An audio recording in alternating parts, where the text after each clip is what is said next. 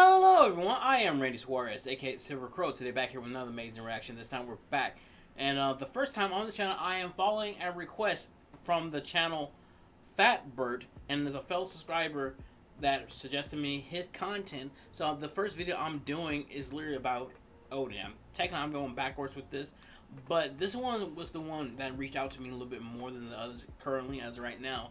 So I can't wait to get into this. So you like any of this content, please like, comment, and subscribe to my channel. Like, comment, and subscribe to Fat Bert. I will leave the original link to this video down below so watch it uninterrupted. Also, link to my Twitter, Instagram, and TikTok. Follow me on those social platforms. Link to my Cashapp. I feel gracious. Ooh, excuse me. Feel gracious enough to donate whatever you want to donate. That's fine. Don't. That's fine as well. Something super things. But by donating, like, comment, subscribe, sharing all the good stuff, however you show your support, let's know you rock with the reaction content. Rock with the channel and rock with your boy. But without further ado, buckle up and let's get started. Alright, we here was the first time on this channel, like I said before, Fat Bert and his, I guess, summary about Odin from God of War Ragnarok. God of War Ragnarok. And basically what the thumbnail says, he's a master manipulator. Oh yeah, very, very much so. So I cannot wait to get into this, so let's go. Why did Odin try to exterminate the giants? If you read into the lore, you'll find a convoluted answer, but I think it's actually very simple. The simple answer to the question is that Odin tried to exterminate the giants for control. Control is probably the most basic and most... Just from that, yes. But also saying knowledge as well. He gained knowledge and destroyed, like, oh, I want to be the only one with this knowledge. Common of all fantasy villain motivations. From Emperor Palpatine in Star Wars to Ganondorf in the Legend of Zelda series, what these characters have in common is that they pursue absolute and total control over everything and everyone, and are willing to do anything to take and keep that control. Odin is an interesting villain because he approaches the pursuit of control from a slightly different angle. Where Emperor Palpatine and Ganondorf seek control through power, Odin seeks control through knowledge, as he makes very clear in this little speech he gives to Atreus. Everyone's got me all wrong. You think war drives me, or power, wealth? Nah, never have. You know what drives me? What I really want? I want answers. Same as you. See, mortals have it easy. When they push up against life's big questions, they can look to us. They give them meaning, divine comfort. We both know that's a sham. But when we have questions, why are we here? To give meaning to mortals while living without it ourselves? No. We're more than that. In the weirdest way, you can't get Odin's perspective on that. But it's one of those questions, like, it's not questions, but it's the motivation that he did take it too far. He took it too far, and he was basically leaving on a path of destruction by seeking knowledge. It's one of those things that I probably would say, yes, knowledge is power. Definitely so. But what's the cost of that power? I found something that proves it.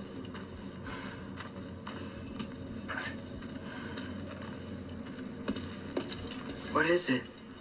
It's what drives me. You feel it, don't you? Feels like knowledge. Truth. All truth. All the answers. We could find out why we're here, learn how to change our fates, stop Ragnarok for good, maybe. Save the people we love. I read a book about... Which is weird, they never also explained that, I guess, the riff of that in general, but hey. Stonehenge once, and in it, that author described a theory of the monument's purpose. And I know this seems like a weird digression that has nothing to do with a deconstruction of Odin's character, but just stick with me for 1 minute, I promise it'll make sense. According to that theory, Stonehenge was a giant calendar, through which the ancients could track and predict the movements of the stars. But why? Why pour so many of their limited resources, so much physical effort into this project? What could those builders have gotten out of knowing anything about the movements of the stars? Dumping all their time and energy into building Stonehenge wasn't going to get them clean water, or food, or heal their sick. Surely their time could have been spent more productively elsewhere, right? Well, this author said that the ancients, the prehistoric prehistoric peoples. They were surrounded by so many questions that had no solid answers. So many things they had no control over. They couldn't control or predict any natural phenomena. Not the weather, not storms, not natural disasters, not famines, not plague. But they could look up at the stars and see patterns up there. Patterns of movement. Patterns that, and this is the really important part, that they could predict. They could not stop a bacterial plague, but they could predict the passage of Venus, Mars, Jupiter, and Saturn through the night sky. This was a form of control for people who had no control over practically anything by being... So basically, the best way I can put this is they're being an answer to give an answer. Which is a weird conundrum, and that certain things like that will bite people in the butt always. But, To accurately predict the movements of the stars, they possessed an intangible form of control over those stars, or at least they felt like they did. If they chose to read their fates or other important knowledge in the movements of the heavens, they could feel like they even had control over their destiny. And that's exactly the kind of control which Odin wants. Control through knowledge. Odin doesn't just want to know how to predict the passage of Venus across the night sky. He wants to know everything so he can predict everything. Because if he knows everything, then he will feel like he is in control of everything. But just like those... Yeah, but the thing is, it's one of those things... He clearly doesn't get it. And that's when you realize by playing God of War Ragnarok that Odin clearly doesn't get it. He comes off he does come off kind of threatening for a guy his size, he's skinny, yada yada. But he's too busy he's desperate for control. And that's dangerous. Builders of Stonehenge who never really gained control over the stars. Odin's pursuit of control through knowledge is ultimately just as illusory and ephemeral. More than anything else, the thing Odin wants knowledge of, the thing he wants control over, is his own ultimate fate. Listen to what he says in this next monologue. Why build your house here? What's in there? I'm gonna trust you. I'm trying to tell you. In the wake of Amir's death, I saw something, the rift, possibly the birthplace of reality. I looked inside and something was there looking back at me. It whispered to me things I couldn't possibly comprehend, but I knew they were true. When it blinded me, I thought it was over, that I'd never see inside again. And then I found this, and I knew that it would finally let me see the answers. You see, son, I don't know where I go when I go. There's no Valhalla for me. Ragnarok cannot be the end. I need to know there's something more than this. I need to know what happens to me. Which is a normal state of mindset in the weirdest way. And it's a normal question, like, hey, I want to know what will happen to me when I die. And that's a question a lot of people ask daily. And it's one of those things that, guess when it comes to this type of state in general, Odin becomes very relatable. It just him wanting control. It becomes such a delusion of that, if that makes any sense. That's the truth, I swear, on my last good eye. That's the truth. This is a fundamental question that all people everywhere ask. Where do I go when I go? If you know the answer to that question, you can control it, or at least feel like you do. That's what Odin wants. More than control over the Nine Realms, more than control over the Aesir or the Vanir or the Giants. He wants to know his own fate so he can control it. This is part of what makes any villain a great villain, a motivation we can sympathize with because it's a motivation we've felt ourselves. Odin is all of us in this moment, just one more guy staring into infinity and wondering, what is this all for? I'll get back to Odin's quixotic pursuit of knowledge in a bit, but before that, we need to look at how Odin controls the people around him. It's not just his own fate that Odin wants to control, but everyone's fate. Odin controls people in 3 distinct ways throughout the game. By manipulation, and when that doesn't work, by subjugation, and when that doesn't work, he moves on to destruction.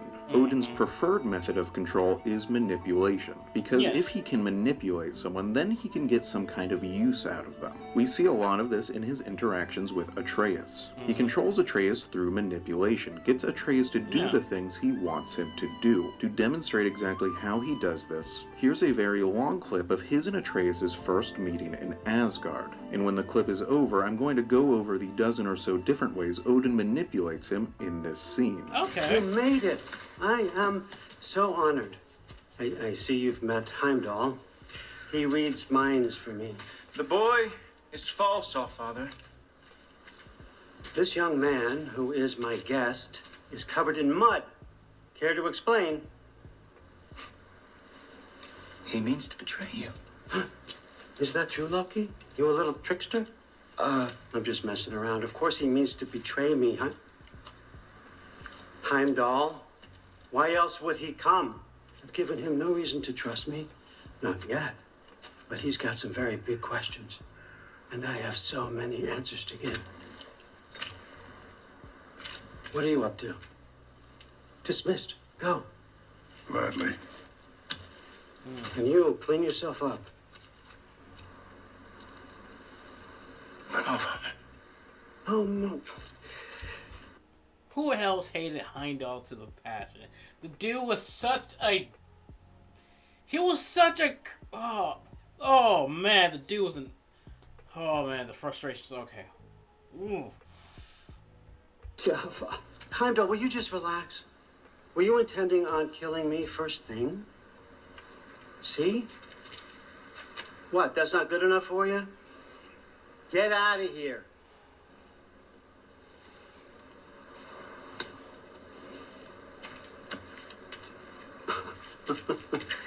He's a lot, I know. Very perceptive, but sometimes he just forgets to think, you know? Yeah. Hey, I got some places to be.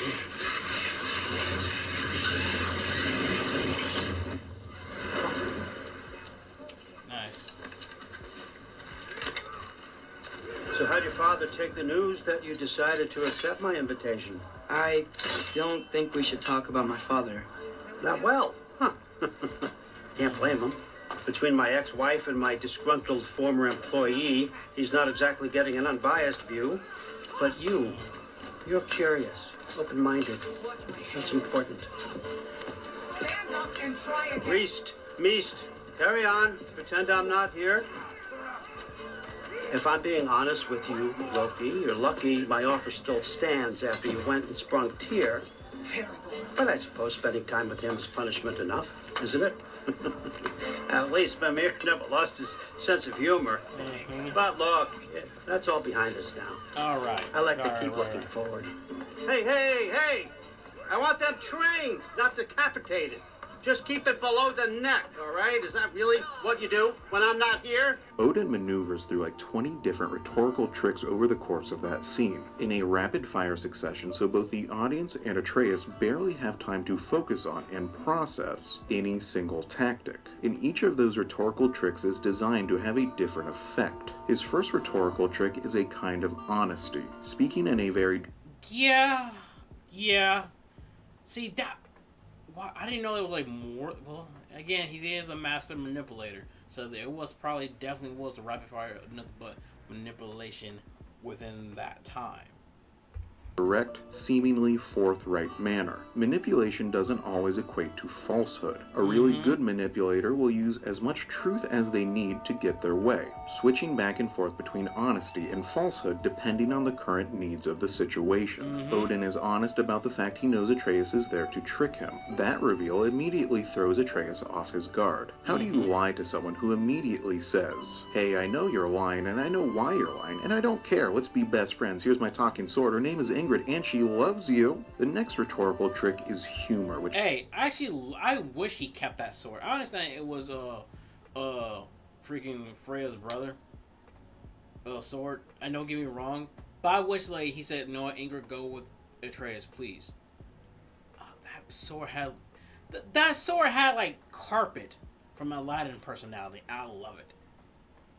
Odin gets a lot of use out of. Notice that moment where he pretends not to know where Heimdall is behind him. Odin is the most powerful and most observant god in all of Norse mythology. He knows where Heimdall is. It's all a performance. Pretending that he doesn't, being goofy, being a little silly, that makes him seem like less of a threat, more likable, more approachable. Next is with promises, false or true. He promises Atreus, I have the answers to your big questions. Keep playing along with me. Even if you know I'm manipulating you, you also know that I might be able to give you what you want. Odin also does a lot of mixing compliments with criticisms. Notice how in the same breath he both praises Heimdall for his perception and criticizes him for his short-sightedness. Or notice how he calls Atreus curious and open-minded, and then 20 seconds later criticizes him for freeing Tyr. Odin never compliments without purpose and never criticizes without softening the blow with a compliment. Except with Thor, who he criticizes constantly and viciously, but I'll get to that later. Finally, look back to how... Which pissed me off a bit. Like,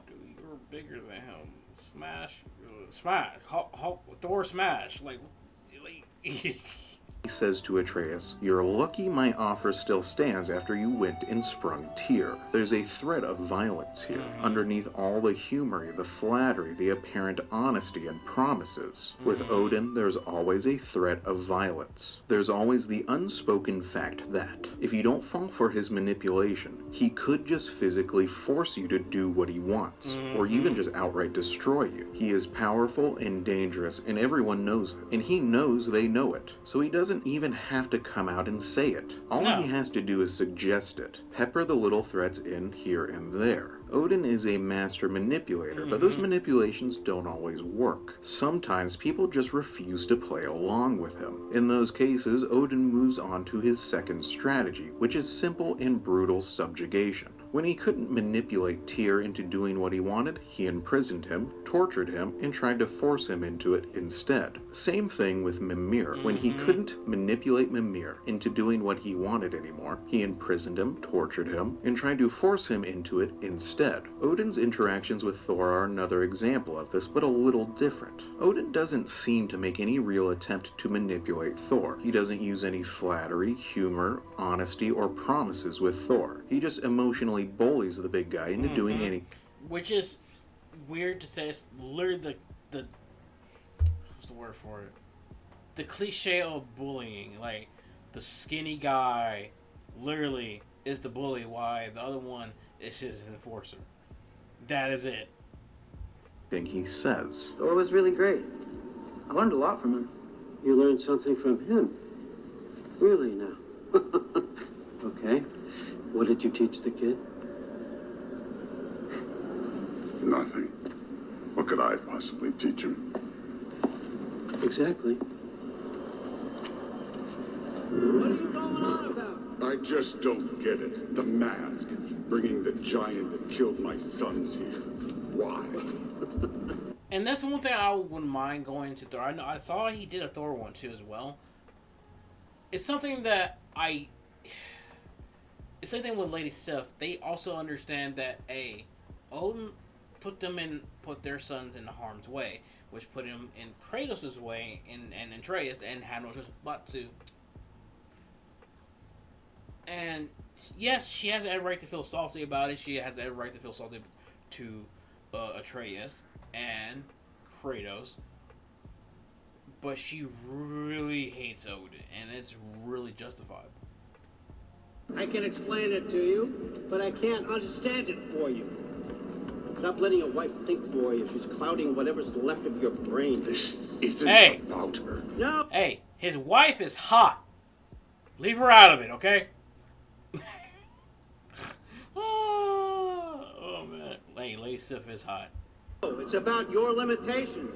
Accept them and move on. Now go smash something, will you? Honestly, I liked you better as a drunk. This is another form of subjugation, a sort of verbal or emotional subjugation. Whenever this subjugation fails, Odin resorts to his final method. destruction. You can see this most clearly with Thor. When Thor finally stands up to his father and says no, Odin immediately kills him.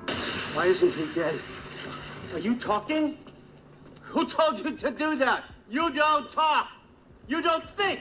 I think. You kill. It's a simple fucking concept.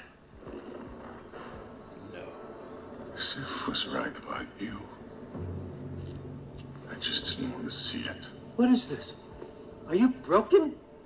I am your father. Take the hammer and kill who I tell you to kill.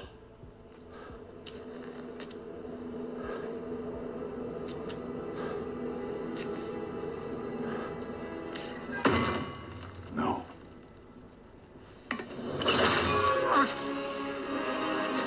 I didn't want this.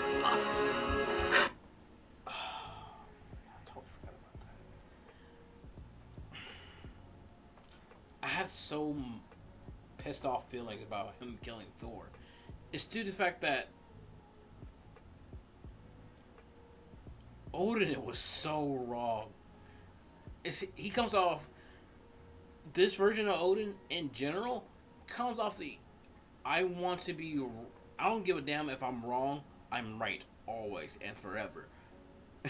and there are people with that type of actual mindset annoys the crap out of me. I did not want saying this. stuff like this. I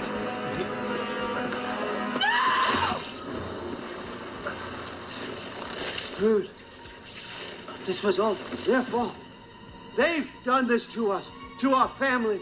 Because the one thing he cannot stand is to no longer be in control. Even if it is in death, he will still control Thor. You can also see this in the extermination of the giants. He couldn't manipulate the giants because they were too smart, and he couldn't subjugate them because they were too strong. Not just physically, but morally strong too. Almost every story we hear about the giants describes them as a race who cared about doing what was right. Unlike Thor, Odin could never bully the giants into committing wrong, so he destroyed them. Using these three methods of control, manipulation, subjugation, and destruction, Odin was in total and complete control of the 9 realms. That is, until Kratos. The arrival of Kratos in Midgard changed everything. Yes. Because unlike anyone else, Kratos was someone Odin could not manipulate, could not subjugate, and could not destroy. This is one of those what happens when an unstoppable force meets an unbreakable object sort of moments. When faced with this unmanipulatable, unsubjugatable, indestructible force that randomly wandered into his life and schemes seemingly from nowhere, how does Odin react? Well, at the start of Ragnarok, he tries manipulation anyway and fails, because Kratos refuses to play along. He is unimpressed by every single one of Odin's rhetorical tricks. and this is the thing is he was trying to trick a god by being a god himself. He already had disillusion of not trusting God. What are you doing? Happen in this clip. You know who I am? Back before winter set in, there were some misunderstandings. Regrettable ones. But I think we all have a better idea of who we're dealing with. Now, what you did to his boys. Self-defense. Dying is what we Aesir live for. And let's be honest, they were kind of useless. But Baldur, he had value. He was my best tracker, my closer. Yeah, his mind was gone, sure. But he had his uses, and now he's gone because of you. You follow me?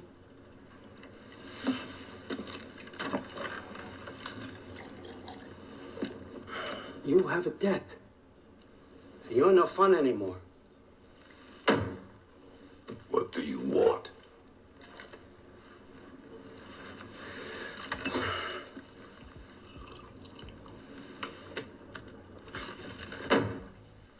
How about peace? How does peace strike the esteemed, retired god of war? How about we just don't kill each other? How about you That stay would be home, nice. kick up your feet, seek no quarrel with me, and I'll have none with you. Shit, I'll even sweeten the deal. I'll let you keep the prisoner that I know you stole. That's right. I know you're in here somewhere, you silver-tongued little shit. Why should we believe a word of you? What have your promises ever been worth? There he is, my old partner in crime. He's lost weight. If he tells you snow is white, he's lying. What kind True. of wisdom is that? Can't the smartest head alive see past himself? See that we all want... In the weirdest way, it's one of those things is what mirrors basically summing up even his truth or riddle with so much lies and deceit. Same thing? All right. Here's a deal I know you can trust. I'll settle your debt with my ex.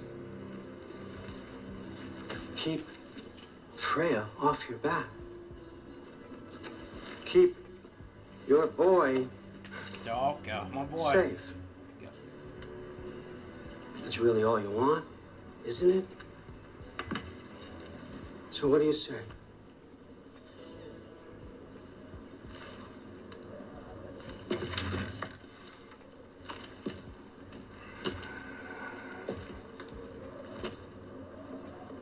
No.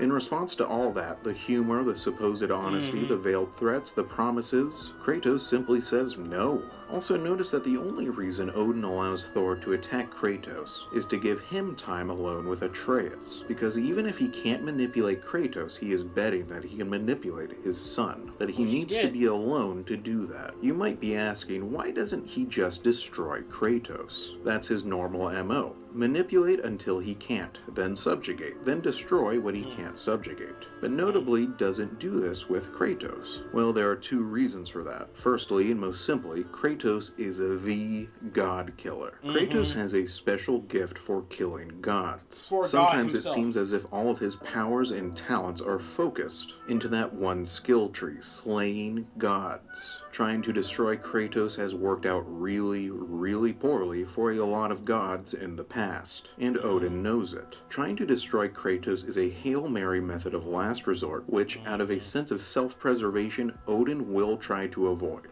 Secondly, because Odin wants to manipulate Atreus, and that's a lot easier if he doesn't kill his father. Atreus will never work with his father's murderer. So for as long as Odin needs Atreus, he needs Kratos to still be alive. Except he actually does not stop trying to manipulate Kratos after this scene, as is ultimately revealed. He can't manipulate Kratos openly, so he tries to do it in disguise instead. Odin disguises himself as Tyr, a disguise so perfect no one ever suspects it. As Tyr, Odin... To be honest, yes. That caught me off guard. That was one hell of a plot twist, and I'll give Odin that. I give the directors of this game that, because they're like, whoa. Some people say, oh, I thought so. No, they caught you off guard. Don't lie to me. Don't you lie to me. Engages in an absolutely brilliant manipulation, which is that he manipulates by appealing to the goodness and virtue within our heroes. He knows that Kratos, Atreus, and their whole crew want to do what's right, want to do good, want to be virtuous. So watch what Odin does under the guise of Tyr. Midgard. But if Atreus is in Asgard, there's no getting him back without an army. We should be raising one. Yes, nothing like a catastrophic war to improve the situation. The boy seems quite capable. Perhaps if you simply give him some time. You are not free of blame here. You encouraged his foolishness, his confusion. I do not seek war. But if Odin has stolen my son, do not doubt the lengths I will go to. Your nature has always been clear, Kratos. But you, Freya. War is a first resort. That's not the Freya I knew. I hope the Norns can give you the counsel you need. Perhaps mine is no longer of use here. Tyr, stop. This is no time to divide ourselves further. Come, sit. Please. What's so amazing here is that Odin is manipulating them by encouraging them to be their best selves, to avoid violence and bloodshed. Odin is manipulating them by encouraging them to do the right thing, because in this case, them doing the right thing helps Odin, because they won't kill him. The thing is, fake tear here would be correct like 99% of the time. 99% of the time, bloodshed and violence should be avoided at all costs. But if you take this to an absolute, declare that you will never fight ever, no matter what, then this desire for peace becomes self-destructive. Every now and then, an Adolf Hitler shows up, and then pacifism fails, because the only way to stop an Adolf Hitler is through violence. If Kratos and the rest refuse to ever fight Odin, then Odin will be free to continue slaughtering the Vanir, free to continue his extermination of any remaining giants, free to continue destroying Midgard. His manipulation is brilliant here because what he's saying should be right, but not in the exceptional circumstance of opposing a murderous tyrant. It's really, really smart. Odin only drops his near-perfect tear disguise a couple times. One of the most interesting moments I noticed was when Brock and Sindri reveal that they stole the self-replicating golden Draupnir ring from Odin. Notice how fake Tyr reacts to that revelation. Draupnir? I bloody knew these two had nicked it. And Odin blamed me for it disappearing. They stole Draupnir. We didn't steal nothing. We just ungifted what never should have been gifted in the first place. In that clip, fake Tyr gets up in Sindri's face and says, "That was you?" This is a bizarre reaction because Tyr really shouldn't care. It has nothing to do with him. But Odin, he would care a lot about learning who stole something from him. This moment shows how, despite trying to control everyone around him, Odin is often unable to control himself, his own responses. He's surprisingly hot-headed and impetuous. You can see this aspect of his character most clearly when he murders Brock. This is what I'm needed for. This is my purpose. One last time, I will pick up my spear and I will lead us to Asgard. Excuse me, but if you got a way to Asgard... I don't want to relive this. I really don't. I actually really do. I actually like Brock. I don't want to relive this. Where's that idea been this whole fucking while? That's rather a fair question, brother. You withheld Asgard. You would have gotten us all killed. And we needed to give Loki time to find his destiny. Loki? Here it is. It's all led to this. If we can get inside, I'm going after Odin. I will not stop you. We can do both. Spot on, brother. If the mask doesn't give us an out, we'll still have a drop on him. Works for me. Let's do it then. And quickly, before he sees us coming. He does hate surprises. Slow down, you damn spruce. I still want to hear the details on this, new way to Asgard. And his thing is like, even Brock knew while others didn't really suspect it as much, Brock stayed on like, no, none of this seems right. It's just... You die. Spill it! It's an ancient path. We can't reach it from here. Where then? Let me collect my things and I'll show you. You ain't got no things. And where are you going with that mask, Brock? That belongs to the kid. He earned it. All you done was make passable dirt soup. Brock, it's okay. No, it ain't. This ain't right. All the pieces ain't welding together true. Like, what's with him calling you Loki anyway? You know that ain't his name. Hey! I'm talking to you! You never shut up! All the things. Odin. Let go of the boy and face me! Tell your brother to throw me the mask and you've got a deal. Moving. Freya? If he dies... No. It wasn't part of the plan. But if he dies, we are square for Heimdall. And honestly, you got a bargain. I will kill you. Plan on that. So nice spending time with you again. Freya, please. Can't be in two places at once. Frig. I don't move, you don't move. Don't do anything you regret. I regret many things. Killing you will not be one of them. What's my son? I'm in control! Here! Throw me the mask! Now! Odin's murder of Brock is purposeless. It Yes. accomplishes nothing. It doesn't help Odin in any way. It doesn't further any of his plots or schemes. I think it is a purely spontaneous, unplanned murder. The only reason he does it is because Brock is annoying him. This is a moment where Odin appears to have lost control of himself, done something without thinking through the consequences. And notice how Odin shouts, "I am in control here." It's such a fascinating cry because of its desperation. He is not in control here. He has not only lost control of the situation, but lost control of himself. And that momentary loss of control, giving in to his hateful, violent impulses, his casual disregard for the value of life, is what ultimately leads him to a total loss of control over his own fate. Let's be clear here. If Odin hadn't killed Brock, Odin would not have died. After the final confrontation, Atreus, Kratos, and Freya all choose to let Odin live. It's Sindri who kills him, in revenge for the murder of his brother. If Odin hadn't lost control here, he would still be alive here.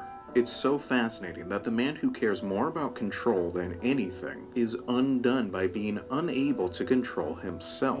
In literature and film and video games, pursuit of total control almost always leads to total destruction instead. Odin is one more in a long line of characters to learn this lesson. These stories about the way pursuit of control leads to destruction speak to the human reality that we are not in control. You and I will never be in total control of our lives. Whether it be sickness, loss, disaster, something will always come to show us how little control we have. To conclude this essay, I want to watch this scene where Angerboda warns Atreus against trying to change his fate. Sorry. I don't know what happened. Oh, don't worry about it. It happens to everyone. That happens to everyone? Not the wolf part, but getting scared about your future. That cannot be my future. It says I serve Odin and my father dies. There's just no way. Look, this is the only way things turn out. The sooner you accept that, the better. Oh, shit. I was mean to. So Angerboda claims here that fate is unchangeable, and the story proves her incorrect. Because Atreus and Kratos do change this fate. Kratos does not die. What Angerboda gets wrong is that she's thinking at too grand a scale. No, you can't control fate. You can't control the future. You can't control the stars. You can't control the planet. You can't control everyone around you. But you can control yourself. You can control the choices you make. This is how Atreus and Kratos subvert that prophecy. By making the right choices at the right times. By choosing to be better than they are. And this is how Odin is destroyed. Not by fate, not by some prophecy. It's one of those things I probably say what for the last two God of War games, God of War 2018 and Ragnarok, is something that he mentioned in the first one. We must do better. We must be better. Is not any part of that prophecy. As far as the prophecies of the giants go, Sindri is just some guy. But by choosing to do the wrong thing, by choosing to be the worst, most violent, and most vicious version of himself, Odin destroys himself.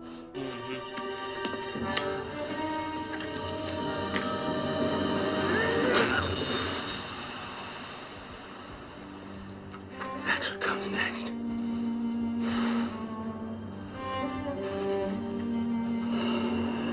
That's what happens next. That's where you go when you go. That's your ultimate fate when you're a manipulative, murderous asshole. Yeah.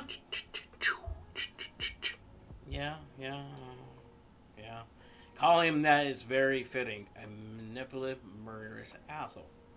But yeah, I would check out his other content too. It's just some more an hour plus long, so I may split those into parts.